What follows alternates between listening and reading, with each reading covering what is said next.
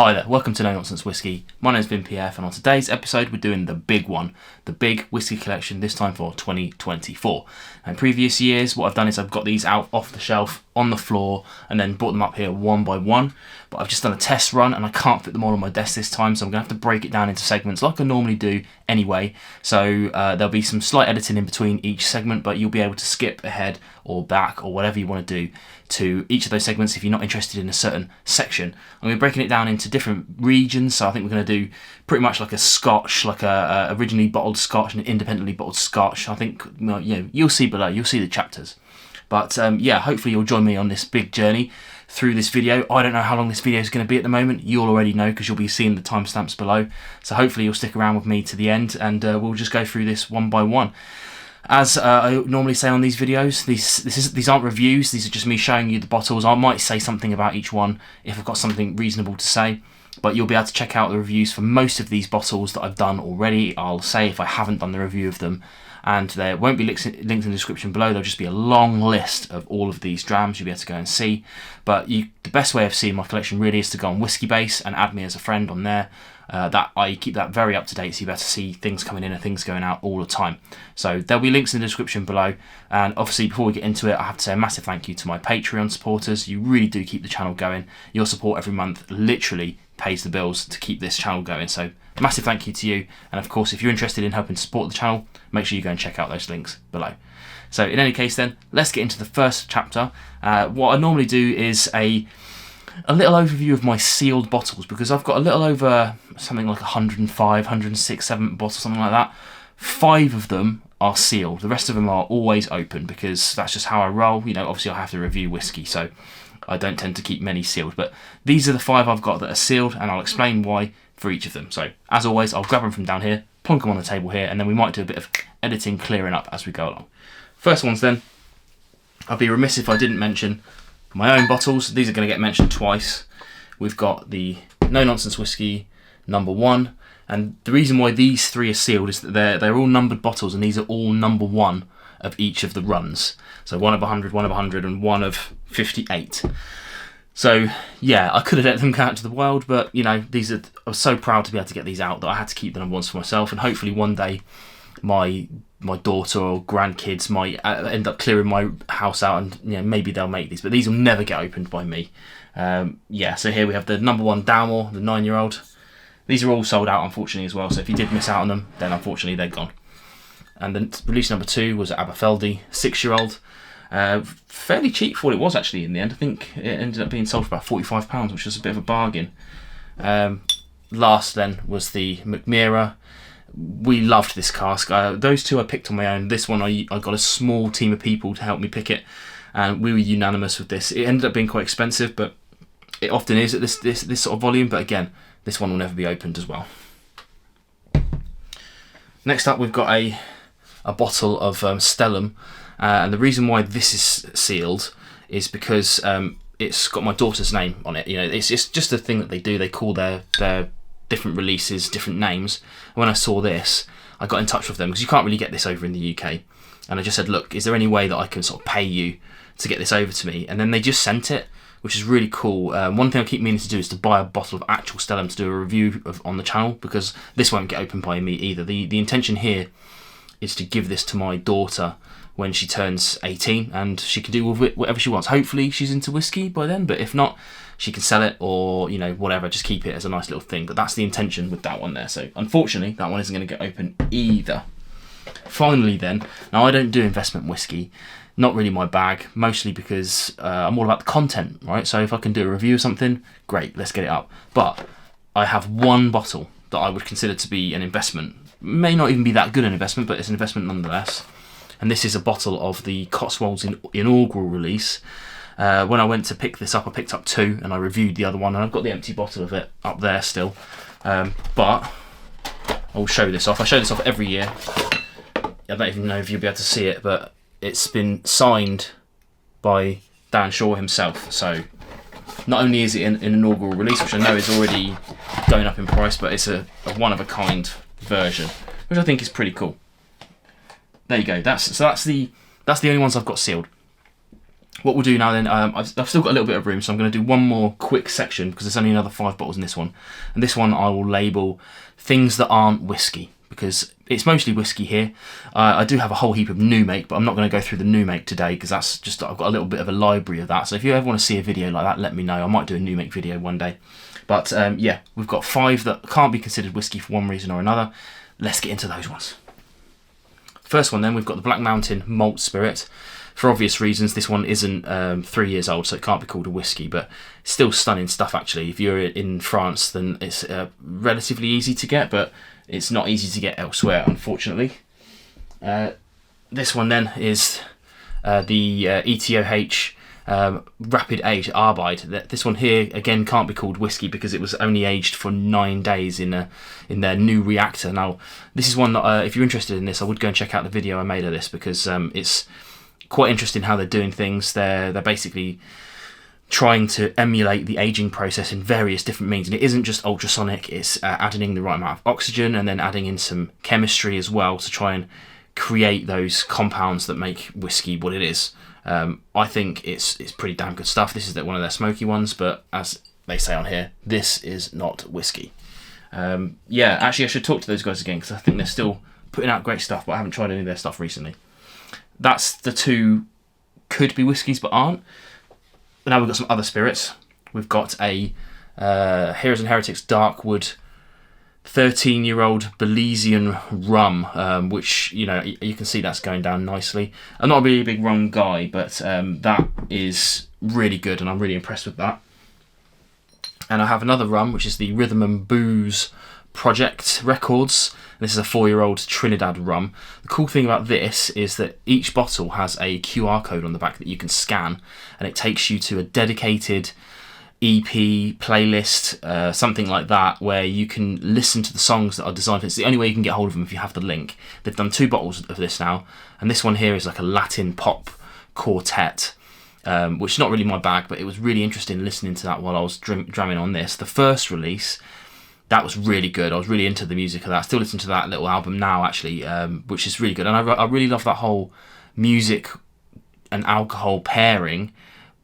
But obviously you could do that yourself, but having dedicated track listing to literally, like I said on my review of this, that what I enjoyed the most is being forced into doing a downshift into just sitting there and listening to music, because I don't do it often enough anymore. I like music, I'm a music guy, but I don't just sit and listen. It's always when I'm driving or when I'm clearing up or something like that. It's never just the thing that I'm doing. So I really appreciated actually being forced into that, which is cool.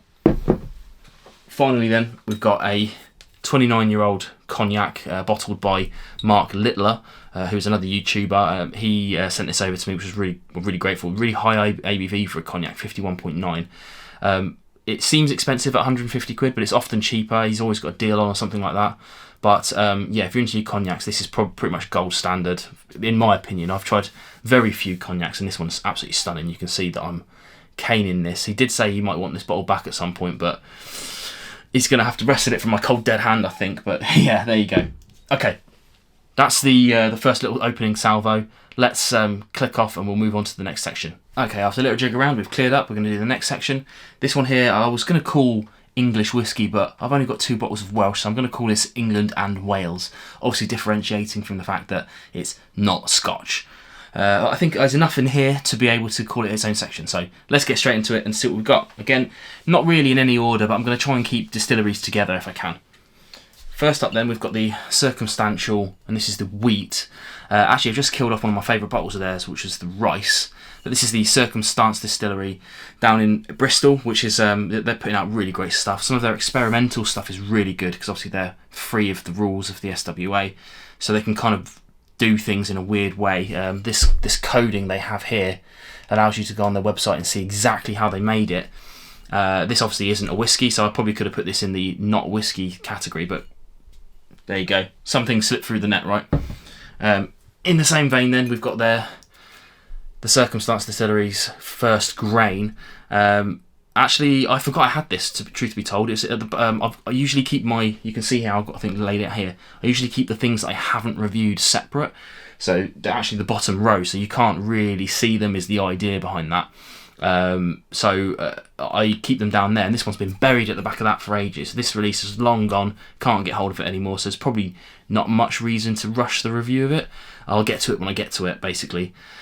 Yeah, but it's good stuff, man. It's good stuff. Obviously, as I mentioned earlier, like low volume things tend to be a bit more expensive, and some of these newer distilleries, so basically these are pushing like 60 odd quid for 3-year-old whiskey. So that doesn't sit right with some people. Me personally, I'm okay with it, because those prices should hopefully either stay static as the age improves, or go down like the Cotswolds did. They put out their first one at 45, and now it's like 30 quid. So yeah, all for that.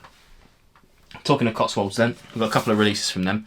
We've got the Flaxen Vale. This is the second release in their kind of harvest season. Haven't covered that one yet, but we'll see what I think of it when we get to it. This was the first release in that series, the Golden Wold. Really enjoyed this one, actually. This was superb. Obviously, I have reviewed this one. You can usually tell which ones I've reviewed and which ones I haven't, because if it came with a tube or a box, I've still got it. I tend to keep them until I've done the review, and then I throw them away. One of those things. And then finally, we've got the Cotswolds Spanish Oak Matured, which is, again, a bit of a weird one, because, what is it? Oloroso sherry casks, first fill ex-red wine, and bourbon barrels. Not my favourite combination of casks in the world, but turned out to be quite nice. I'm a big fan of Cotswolds, as you probably know if you watch my channel. At the moment, they're my nearest distillery actually putting out whiskey. When Spirit of Birmingham goes selling whiskey, then they'll be the closest, but right now it's the Cotswolds. Okay, now we have Bimber.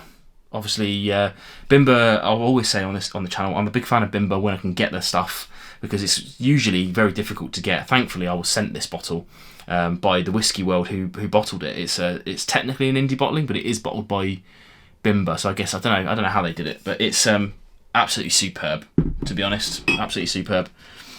This one I bought at the actual distillery itself. This is the Bimber Klub edition, release number 3, Imperial Stout Cask. And we, a group of us, went down there to go and see them, and they put this on one of the whiskies they let us try, and all 4 of us bought it. It was stunning whiskey, and at the time I thought I'd never be able to get hold of this, because even though I'm a club member, I still can't get online quick enough to buy the whiskies. But they obviously keep some back at the shop, so I managed to pick this up, and it's truly stunning. I don't know why I haven't covered it yet. Probably because you can't get it. That's a common theme you'll see on the whiskies that I haven't yet covered, is that there isn't any kind of there isn't any urgency needed to get those reviews out.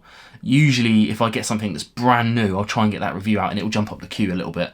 But if it's already sold out by the time I get to take delivery of it, then there's almost kind of no point. But I will cover it just for the content's sake eventually. Going up north a bit more then, we've got the Lakes Distillery. This is the Bal Masque.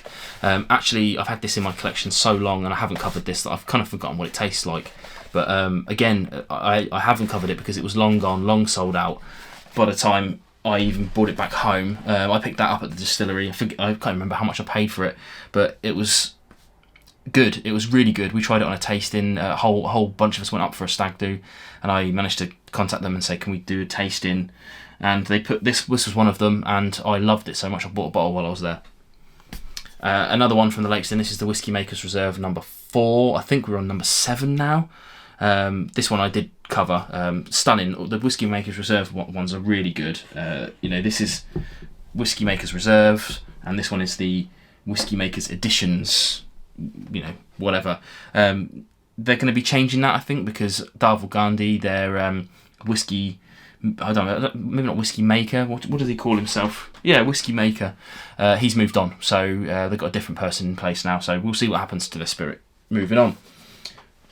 Okay, we've got the Oxford Rye, and this was a Heritage Grains 2017 harvest. Not a fan, to be honest, but I struggle with rye anyway. You'll see that in this collection. There isn't. I should have said this probably earlier as well, but there isn't any. There's very little rye in this collection, and there's no Irish whatsoever. However, it's not that I don't like Irish. It's just I've never seemed to buy it. It's just there's always something else to buy, and it's getting harder and harder to get more interesting stuff. Obviously I can go and get Jamesons and whatnot, but I'm not interested in that really. I'll drink it, no problem, but in terms of content base, I've done it all already years ago, so I don't tend to rebuy bottles that I've already covered. Not very often. Sometimes it happens, but yeah, so I'm definitely going to get some hate for that, so sorry that there's no Irish in this at all, but that's just how collections go. My collection isn't going to be the same as anyone else's on the planet, really. There might be some crossover, but probably very little. On to some indie releases then. We've got, this is the English, literally the English, the Norfolk Distillery, St George's Distillery, sorry, and this is an independently bottled one by Summerton Klub, as you can see here. Absolutely stunning. This is absolutely stunning. You can see I've nursed it, and this was bottled in August 2021. So I've been sitting on this for ages. I should probably, do the whole do all that every now and again. But it's so good. I will have to kill it at some point, but then when it's gone, it's gone.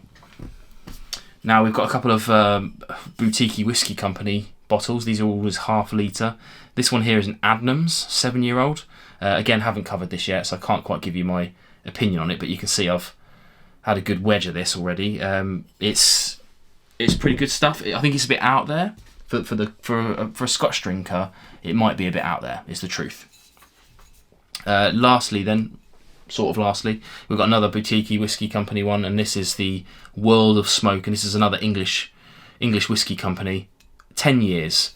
Again, not sure about the prices of these. This one's, I love smoky whiskey. That one's fabulous. But yeah, let's check out some Welsh stuff. We've got Penderyn Portwood, yeah. I think they've changed the design of this now. I love this whole the wingspan bottle thing. But annoyingly, these bottles don't fit on my shelf, just like the Bimber ones don't. But yeah, it's good stuff. And then this is one I haven't covered yet, the Penderyn Legend. They're kind of like cheaper end of the spectrum. Again, I think they've changed the livery of this again, so by the time I actually come to review this, it's probably going to be so outdated there's, again, hardly any point, but it is what it is. Alright, so we've done England and Wales. Now let's branch out a little bit further. We're going to check out the rest of Europe. Now, as I mentioned in the previous section, there's no Irish in this collection at all. Again, not because I don't like Irish whiskey, I just don't seem to have any at the moment. I've gone quite heavy on Scotch this year, as you'll see on the back end of this video. But now we're going to go, like I said, a bit further out into general European vibes. So we'll start out, again, I'll try and keep these distillery focused, but we'll go through them each one.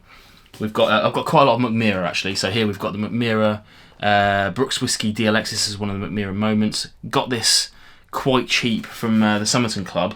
And in fact, may as well talk about them as a pair, but I've got the DLX 2 as well. I've been sitting on these again for ages because it kind of doesn't really seem much point in reviewing them, but I think I'm leaning towards reviewing them as a duo rather than doing one review for each, because I think to myself, there's a few people that might watch both videos, but I think you'll get better value out of it if I do them both together. But to be fair, then it becomes quite an expensive video, but that's besides the point. Smashing on with the McMira then, we've got here a McMira Reserve. You'll see quite a lot of Summerton influence in this, but this one here came with a little card because Summerton did like what they call a lucky dip, where they had, I think, 4 or 5 of these single casks going, and you didn't get to choose which one you got. Luckily for me, I got a pretty good one. Not sure if I'm going to review this or not, because I don't think many people will actually care to, because you can't get it. So again, what's the point? But again, let me know in the comments below what you think about that. Like, do you want to see my reviews of just random stuff that you'll never be able to get, or should I just bin it off and review something more interesting to you guys at least? Again, more McMira. We've got the Svenska Rook. I have reviewed this before, but I reviewed it back when I was reviewing sample sizes. Again, I'm bringing myself into irrelevance because this is the full-size bottle. At the time was a half litre. Now they've got a new bottle, which is the full-size 700. So again, I'm bringing myself into a bit of irrelevance, but I will get to it at some point. Of course, the McMira Grande. I've been nursing this bottle because this bottle is absolutely fabulous. I thought we would just be able to have this for years and years and years. It was limited, but it was limited to like 15,000 bottles. So there was a good year or two where it was just constantly available. Now it's gone. I've been nursing this big time. It's like my 3rd bottle of this. Absolutely fabulous whiskey. If you can get it, I would get it, but I don't think it'll be cheap now. That was my whiskey of the year 2021, I think, which is pretty cool. Got a couple of here. So this is a bit of a weird one, right? But In the Welsh Wind, who are a Welsh distillery. They haven't got any whiskey of their own yet, but they are laying down casks. In the meantime, they're producing a lot of gin. They did a rum, and they've got 2 whiskies independently bottled, which are both McMeras. This one here is an 8-year-old McMera, and this one here is their version of the Gruvgold. Both of them are absolutely stunning. You can tell that I like McMera. Unfortunately, they kind of pulled out of UK social media. They had a really good strong presence during COVID, and that's all disappeared now. So I don't really speak to McMera as much as I used to, or if at all, to be honest. But yeah, a good strong distillery, and I hope they come back into the fold one day. Moving on, we're going back to the Black Mountain. They're not a distillery. They have access to a distillery. It's not independently bottled stuff. They are using someone else's equipment with their own stuff. But this is their first single malt, very small bottle. Have I reviewed this yet? I think I've reviewed this. I actually can't remember, genuinely. But it's worth checking out if you're in France, I think. But again, very difficult to get elsewhere. My mum lives in France, so I very often get access to stuff like this, which is pretty cool. Going back north a bit, then we're going back to Norway, and these two come from the Norse distillery. I think it's basically Norwegian distillery, right? So this one I've had for years. This is one of they call it Praxis 1.2, which I think really literally means they're practicing. It is a whiskey, lots of Norwegian on there. I did a video on this where I did all the translation for you. I can't remember what most of it means now, but there was so much information about how it was made, which is really cool. Very interesting whiskey. It's quite oaky, and to be fair, same with this one. This one's a much more recent release from them. Again, you're going to struggle to get this outside of Norway, but my brother-in-law lives over in Norway, so I've got access to this, which is pretty cool. My family tends to be quite far-flung, apparently. So this one again, this is French oak, Franske Ek, but it is very oaky, very oaky. Haven't reviewed that yet, but I will be in due course, because that's a very good whiskey, I think. Right, again, Summerton. This is the Stawning, independently bottled, I think, by Summerton, and they called it Smoke. Stawning I've struggled with in the past. They do a lot of rye, and this one's it's a weird one, right? It's floor malted smoked barley, so this isn't rye, but it's done in mead and wine casks. Haven't covered this yet, probably should have, kind of forgot I had it, but it's not bad, I would say. It's not my favourite whiskey by a long way, but it's a good step up above the normal ryes that come out of Stawning. I know a lot of people love Stawning, and I'm not bashing them because they're just producing their liquid, but I just don't like rye. Another one I'm nursing, this is the Mosgard PX cask, batch number 8. So again, I've had this a while, bottled in 2001 again. Another one that I probably should get on the kill queue, but it's one of those ones where I just won't get access to it. So I don't like killing bottles unnecessarily. I drink whiskey fairly frequently, and I tend to go around my collection as much as I can. I don't tend to hide much from myself. Sometimes we use the old guard whiskey, right? But yeah. Then we've got, this is in an endeavour to try and break through this rye blocker that I've got, I picked up one of these, I can never say it right, Cairo, and this is a peat smoke, so I'm hoping that the peat influence will be enough to mask some of the rye, but we'll see. I haven't reviewed this one yet, so we'll get onto that soon.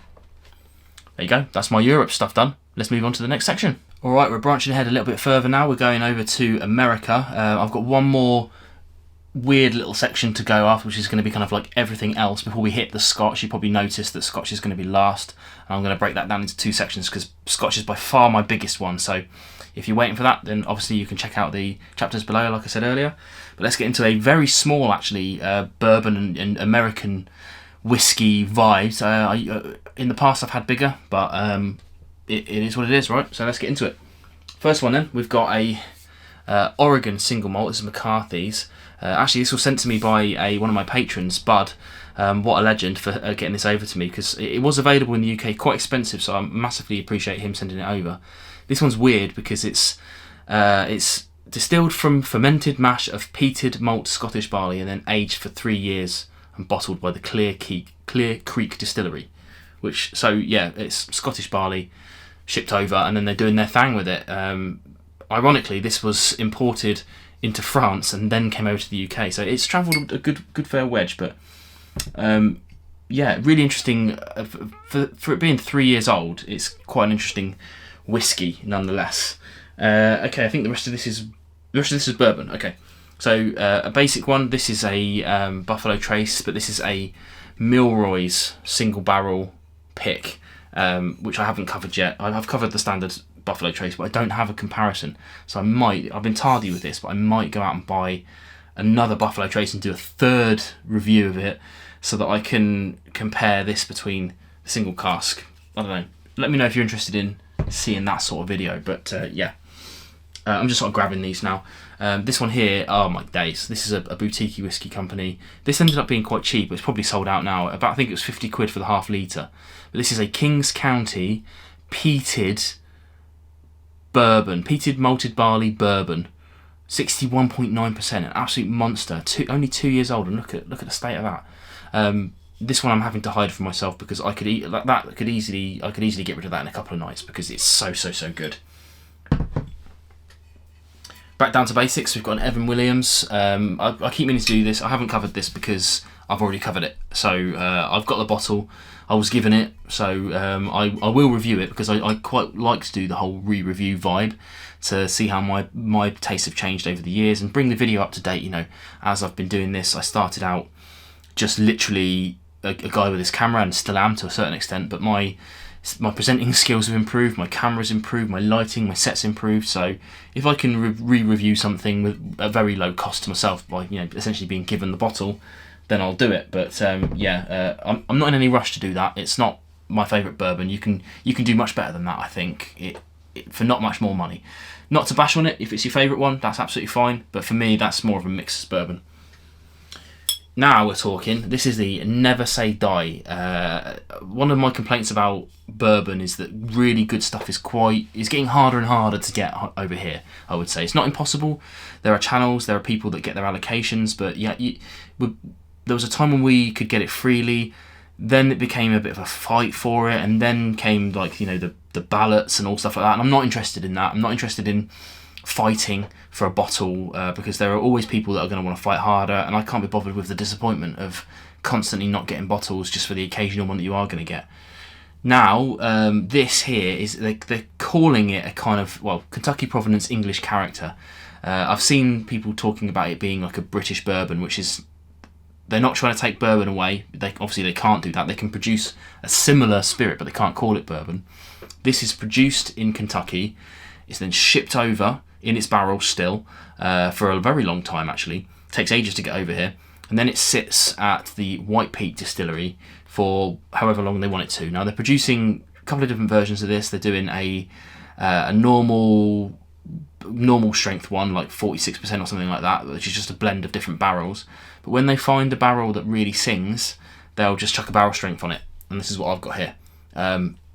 Actually not that expensive, 60, 70 odd quid I think it was. Stunning liquid, and for now at least only available in the UK, which is very rare to see a bourbon only available over here. But I think they are going to start shipping it back over again in its bottles so that you guys can try that.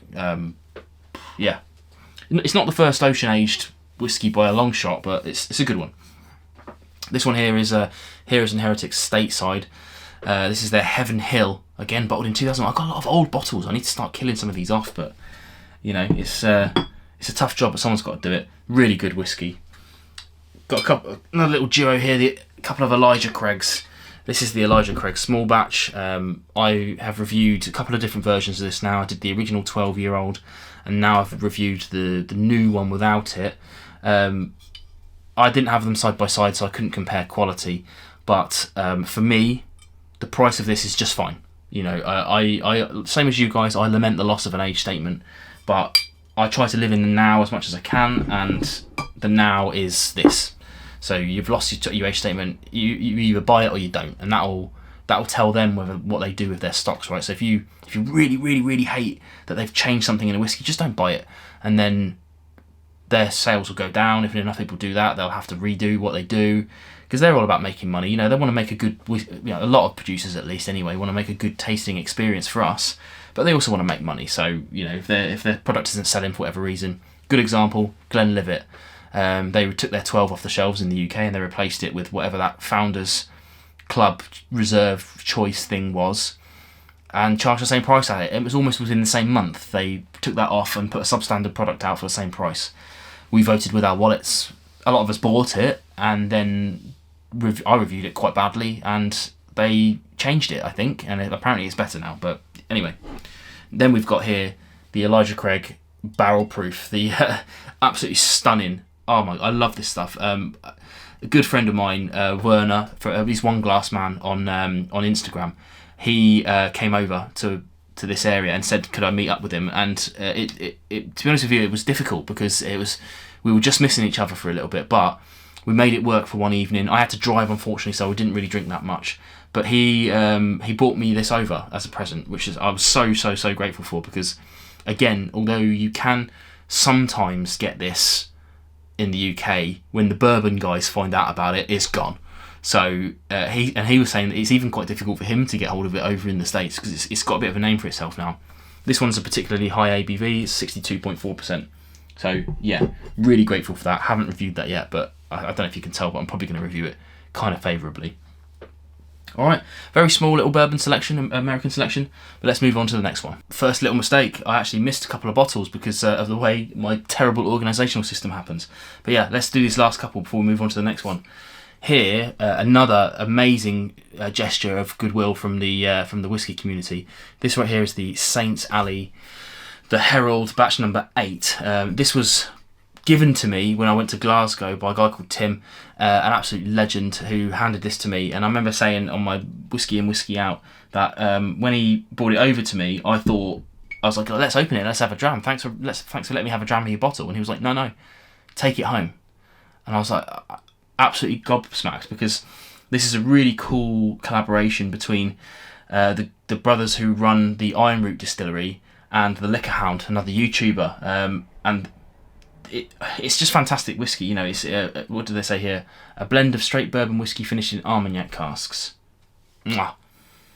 Finally, then we've got another little trio. Here we've got the Heaven's Door little pack. We've got a straight bourbon, a double barrel, and a straight rye. Now, this is one of the only ryes that I've got, and actually I quite like it. Shh, don't tell anybody. But I'm going to do a triple threat video of these when I come to review it, because I think I won't do it as a sample Saturday, because these are 200 mils. I think that's just enough to be okay. But yeah, there you go. Hopefully you didn't miss those ones because of my terrible organisation. But now let's move on to the next section. Okay, before we move on to actual Scotch in all of its guises, one final little section, very small section, of basically everywhere else in the world that hasn't been covered in a section already and isn't Scotch of any description. Again, quite a small one, because, you know, as you'll see, Scotch is the big one, but let's get into these and see what we've got. Right, we've got, hitting Australia first, then we've got a Starward Nova. Actually just covered this. It easily ignored because of its low ABV, which is 41%, and in the UK anyway, this commands a £45 price point, which is fairly high, but ignore it at your peril because it's really tasty. Now, talking of expensive whiskey, this little duo, Lime Burners, Australian. This is the Lime Burners Darkest Winter cask strength, and this is the Port cask strength. Now, these are expensive whiskies. This port cask, these are 350 millilitres. That'll set you back 70 quid, and this will set you back over £100, I think, for, again, the same size. That you can buy full-size bottles of these, but it doubles the price, pretty much. Stunning liquid, though. This port cask, especially, is utterly incredible. Well worth trying if you can get your hands on it, but, yeah, under no illusions how expensive that stuff is. Now this one here, this one was a little hard to place, to be honest. So what we've got here is the Founders. This is the Nine Rivers Founders Casks Expression Number 1 Madeira. Now I'm pretty sure that this is basically a Scotch, an independently bottled Scotch. Currently only available in the Chinese markets, but this is a brand new distillery being built right now. Still building it, and actually it's starting to get interesting. So they've got a YouTube channel, Nine Rivers Distillery. If you've been watching this so far, I would implore you to go and check them out, because they're literally documenting the process of them building this. And it's not just a distillery, it's massive, it's unbelievably massive. It's 4 individual buildings, all with a different job. So they've got like a still house, an aging, blah, blah, blah. You go and check them out. But they're getting to the point now where their stills are starting to be delivered. And within the next sort of 3 to 6 months, they're going to start installing that kit and getting the buildings up and running. So that's a really exciting time to jump on board and check them out. But anyway, couldn't really place this. I'll put it in this one here because it's not technically a world whiskey, but it also is as well. They've got 6 of these, all available in China. I've been trying to get hold of them, but we'll see if I can manage it or not. Really good to be able to even get that. Now these 2, I could have included them in the last section as a North American, but I wanted to just, because they're Canadian, I wanted to put them in with the rest of the world. Here we have this is an SE11 from the Black Fox Farm and Distillery. This came from Summerton. Amazing attention to detail. It's not really my flavour profile that I go for, but I'm super impressed by their attention to detail, even to the point where this little coin that's attached to the lid, or should be at least, the glue has gone a little bit on mine, has an individual code which they could have just stuck on the label, but they put this coin on it, and that gives you such unbelievable information, like information that most people wouldn't even care about. But for me, it's amazing because it's literally like the minimum and maximum temperatures that the cask ever achieved, or was exposed to, I should say. And then this one here is Signal Hill Canadian. This one here, interestingly enough, I first tried it as part of my Whiskey Pioneer, which is a sample delivery. And as I always do, I try it, and as I'm trying it, I Google it to see how much it costs. And I was astounded to find this for like 20 quid, 25 quid. So I bought a bottle. Actually, as it goes on, it's getting a bit sweet for me, but tasty drop nonetheless. There you go. That's a quick one. Let's move on to some actual Scotch. We're getting there. Okay, next section then, another very small one. I wanted to differentiate these from the rest of it because it makes sense to. And this is simply blended Scotch. Hopefully, I haven't screwed this up at some point, but when I sifted through my collection, this is what I came across with. First one then, we've got the Arbejd, and this is a blend of Beam Suntories. I don't know exactly what. I think they've got stuff from across their portfolio. So if you know your distilleries, then there's potentially some really great stuff in there. But I haven't covered that one yet, as you can tell by the box. But I'll be getting into it very soon indeed. Next up, we've got my only Johnny Walker at the moment, which is the Green Label 15-year-old. In my opinion, humble or no, this is by far the best Johnny Walker in the entire range. If you consider cost versus bang for buck, as they say. I don't mind the 12-year-old, but for 35 quid, or maybe a little squidge more than that now, that is exceptional. I think great value whiskey. Next up then, we've got, get these in the right order, we've got 4 whiskies here. This is the Scots Gold range. These are designed to be a little bit of a journey in blended Scotch. So the first one then, this is Red Label. You can see kind of what it's trying to mimic, right? This one is pretty comparable to the Johnny Walker Red Label, in fact, in that it's not really my bag. Next up, we've got the Black Label, which again is meant to, I'm not sure if it's meant to, but it does kind of like bring images across of the Johnny Walker Black Label, but definitely a step in the right direction. Then we move up to some age-dated stuff. Here we've got like the Grey Label one. This is an 8-year-old. This one actually has the highest malt ratio in the whole of their little range, which makes it quite tasty actually for its price. Finally then, we've got the Big Dog. This is their 12-year-old. I thought it was a little bit expensive for what it was, but actually very not bad. All of these are 40% and quite affordable. They don't really sell that well in the UK. They're usually further abroad. But if you get a chance to check them out, especially for you guys watching this, I imagine most of you, especially ones that have got this far, will I'm trying to find the right way to say it, but you'll find more enjoyment in this end of it than this end, let's say. People that are into their real bog standard supermarket blends like Red Label, Black Label, Famous Grouse, Teachers and stuff like that. That's where we're talking about here. But these age-stated ones are much better. All right, we're getting into the meat of it now. What I've done is I've broken this down now. I've broken it into Indie Scotch and then OB Scotch, one way or another. So everything you're going to see in this little section is going to be independently bottled by somebody who didn't make it. Is probably the best way I think I've done this. And then the next section is going to be kind of the stuff that you're more familiar with seeing, let's say. But yeah, hopefully you've stuck around for each of these sections. But let's get into it. Again, I'm going to try and keep these together in producer, not distillery, whereas in the other section I'm going to try and keep them in distillery. But yeah, I'm going to be a bit cheeky and I'm going to mention my own whiskies again, because I independently bottled these, and we have the No-Nonsense Whisky Dalmore and the Aberfeldy. Sadly, no longer available, but yeah, there they are. Okay, so this next section then, we've got a bunch of Canmores, which is the same brand as the Scots Gold, the Charles Edge. So this one here was a 12-year-old. I think we figured it out that it was a Glengoyne in the end. So this is an actual single malt, independently bottled, which is pretty cool. And the next 4 are all single casks. So this one here is a 14-year-old Craigellachie. Haven't covered this one yet. Must do at some point.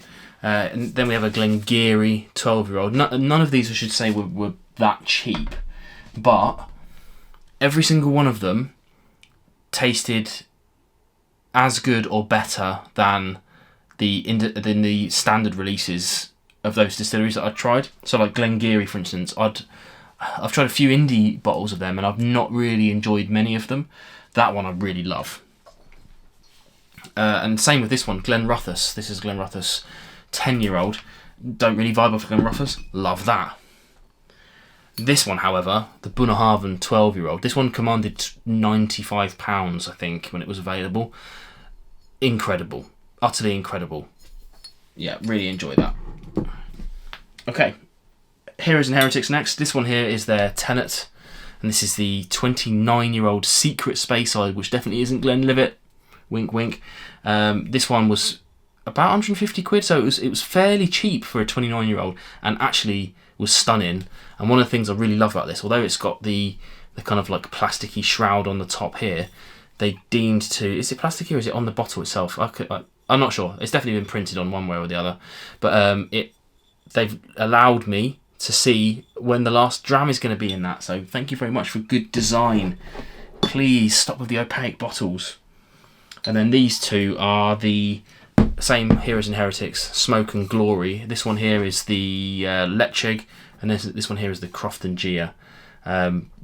Both absolutely lovely, and I would throw money at the next Smoke and Glory when it comes out, because they're, I mean, again, not cheap, but they are, both of these brands, actually, I think most of these, what they've done is they've placed themselves with their peers, let's say. So they've gone along and looked at what other age statements from those distilleries, single cask, looked at the ABV, and they haven't undercut them. Sometimes they've gone a bit more, but it's within that same sort of vein. So they look expensive, but actually if you do your research, it's not too bad.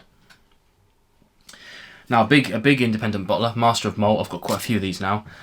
This one here is the Williamson 7-year-old, which I think is Lefroy.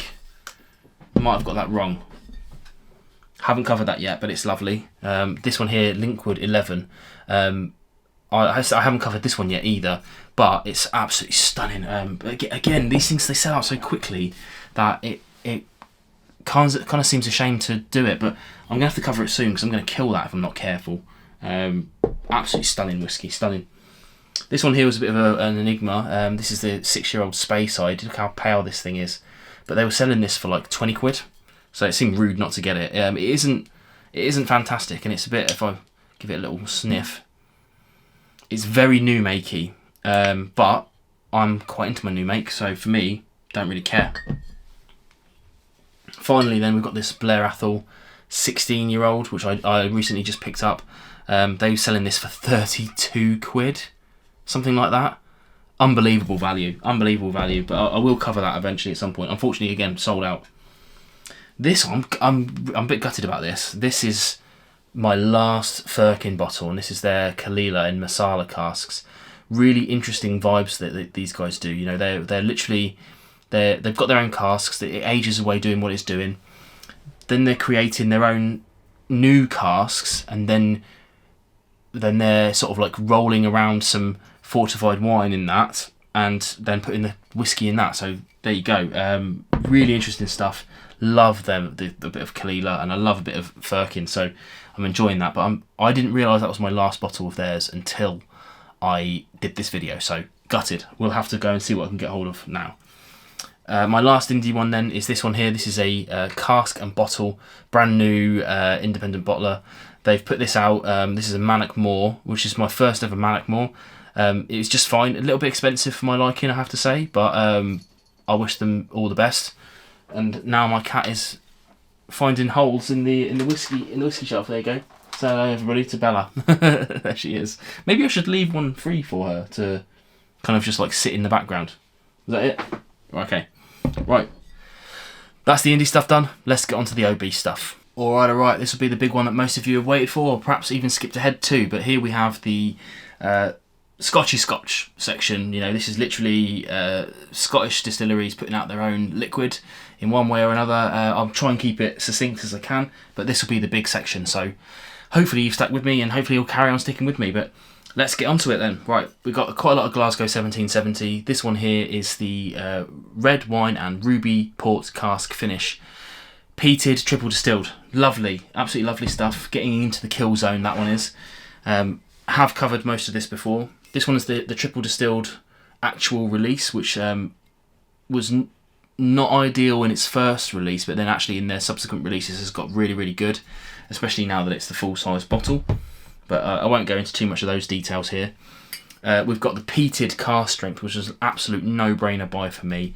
They've done 2 cask strengths now. They've done this and the original, but hopefully they'll do a triple distilled one. But I guess they delayed that because maybe they didn't find the right cask. But yeah, this is exceptionally good liquid. And where's this little wean? Yeah, this is the wean of the standard peated. This was my whiskey of the year 2020, one of the two. I can't remember, but it's absolutely stunning, even at 46%, and even better at high ABV, 60.8. We've got actually this should have gone in indie bottles, but never mind. This is a Glasgow 1770 bottled by Summerton Klub, 2021 Christmas release. Yeah, really, really tasty stuff. I'm actually going to have to move these back a little bit, I think. This is the Cognac cask finish as well. All of this is good stuff. You know, it's. I'm going to move these back because we've got a lot of bottles to cover in this section. So, apart from McMira, I think this is probably the distillery I've got the most of. Don't know why, just happened that way. Kingsbarns. This is the Ducat. This is what replaced their Dream to Dram. Again, talking of lamenting things that have been replaced, I actually think that's better. But that's just my opinion. I did a side-by-side on that before I killed the bottle off. And another Kingsbarns here. We've got the Bell Rock cask strength. Again, push that over. Lovely, lovely liquid. Reaching down here then, we've got the Glenwivis, and this is the 2019 batch number 119. Yeah, this is a really interesting distillery because they're sort of community owned. They do a lot of things for charity. There are a lot of things for their local area, and I think they're not for profit. Not sure. Lots goes into this. Well worth checking out. If you're into integrity malts, then it's well worth checking out for sure. Next up then, we've got the Tomintoul, the small batch tawny port cask finish. I did a tasting online with those guys, and this ended up being my favourite of the bunch. I mean, the colour on this thing, I don't know if that translates very well on my screen, but it's it's literally that kind of ruby, rose gold kind of vibe. Even at 40%, bit of a stunner. I enjoy that. Relatively cheap. Good stuff. The Fetterkern 16-year-old came to me by Summerton Klub. Got it for 50 quid. Probably wouldn't have bought this for its RRP, but 50 quid, that's an absolute snippet, that is. Fetterkern, they're quite expensive, I think, but if you get a good deal, you get a good deal, right? Here we have the Old Pulteney Coastal Series. This is the port wine cask matured. I like an old Pulteney. I haven't reviewed this yet. We got it for 50 quid again. Summerton Club. Obviously, with Summerton Club, it's every 2 months, and I've got quite a lot of their bottles still because I don't drink that much. But it's one of those ones where its RRP of like 75, 80 quid is probably a bit excessive, and I 100% would not have bought it. But getting it for 50 quid as a surprise, more than happy with that. So yeah. Here we've got a Bunnahabhain 18-year-old, the only Bunnahabhain I've got right now. Had this for a couple of years because I think my wife got it for me for my birthday, and it was like £100. Don't get a deal like that much anymore. We've got the Ardnamurchan AD/02.22 cask strength. Absolutely incredible whiskey. I got it for about £55, so it's very good value whiskey as well. Here we've got the Glenglassaugh Portsoy. Now this, I probably could have done without picking this up, to be honest, but I did the Aquaviti blind tasting for Christmas the year just gone, 2023, and this came out top of my blind tasting, and I've got a pretty, if I can afford it, I've got a general rule of purchasing those whiskies that I pick on blind tastings, because trust your senses. Next up, talking of Aquavitae, we've got the Barfly's Loch Lomond. This was Roy's first release. I actually didn't manage to get his Ardnamurchans. They're a bit expensive, and like I said, you should only buy whiskey when you can actually afford to do so. So when they landed, I just didn't have the money, so unfortunately I missed them, but I do still have that one, which is a very interesting whiskey. Loch Lomond again. This is the Spearhead single grain. Technically 100% malted barley, so calling it a single grain is only because of the stills that they used, but this is absolutely incredible whiskey. Go and watch my review of this one, because I initially ignored it by accident. I didn't mean to, I just did. And then when it found its way into my collection, I'm really glad it's there now. A couple of Benrumacks again. So this one here is a Benrummack cask strength, 2012 batch strength, whatever, batch number 1. Again, picked it out on a blind tasting as my number 1, so I bought a bottle there and then. I've got a bit of a habit of doing that, but if you're going to buy a bottle, it may as well be based on that, right? Here we have another Benrummack. This is the Contrast Organic, which is I haven't covered this one yet, but it's an interesting whiskey. I'm not sure if it's as good as this one, but that's a hard shoe to fill. We have the Cardew Gold Reserve. Interesting whiskey. It's cheap enough. Actually, I don't mind it. I haven't covered this yet, but I keep meaning to. I've had it in my collection now for quite a long time. It just keeps putting back. But I will cover it soon, because I think it's one of those ones where it's an excellent guard whiskey. Put it that way. The Tamnavulin, which one's this? The Sherry Cask Edition. It's just fine. I need to review that again as well. Lots of reviews to do. I've got so many bottles to cover. We've got the Auchentoshan 12-year-old. Again, this is sat in my review queue forever, but it's so boring that I can't be bothered to cover it. But I will at some point, because I know a lot of people like their Auchentoshans. Hello, cat. But I'm a bit over Auchentoshan, to be honest. Same here with this one here. I've got a 200ml one, the American Oak. It's just so boring. You've seen the collection, you've seen what I've got on the shelf, and why would I reach for this? I mean, that makes me sound really snarky, but I don't mean it in a bad way. It's just like, it's fine. It's perfectly drinkable. It's not disgusting. I've tried some disgusting whiskey in the past, but it's just a bit boring.